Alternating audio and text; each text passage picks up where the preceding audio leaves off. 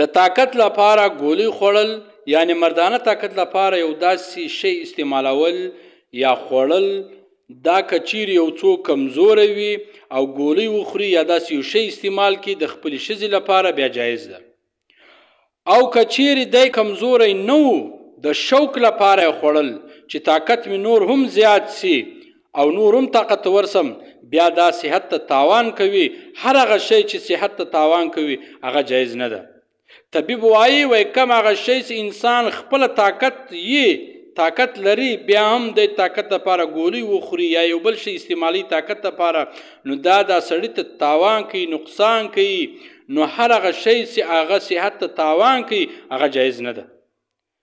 د معذور لپاره جایز ده ځکه هغه له دې وجې چې د خپلې ښځې حق ورپځی کوي.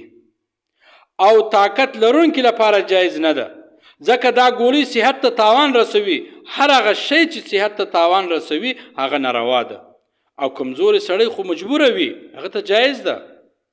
نو اوس که چیرې یو څوک کمزوری وي دغه دپاره د طاقت دپاره د مردانه طاقت دپاره د خپلې ښځې سره کوروالي کوي دغه طاقت دپاره ګولۍ استعمال کوي یا بل داسې شی استعمال کوي نو هغه ته جایز ده چې کمزوری وي.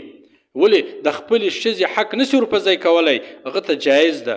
اوس یو څوک طاقت لري خپلې ښځې حق ورپځی کولی سي بیا هم دی وایي چې زما نور هم طاقت زیات سي نور هم ټیم زیات سي نو دی ګولۍ خوري یا بل داسې شی استعمالوي هغه سړي ته جایز نه ده.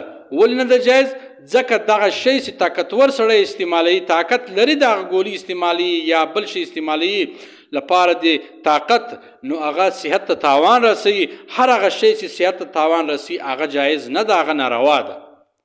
نو طاقتور سړي ته نه ده روا چې دی دا ګولۍ استعمال کړي بلکې دا روا د چا دپاره ده د کمزوري سړي دپاره ده چې په هغه کې حق تلفي کېږي.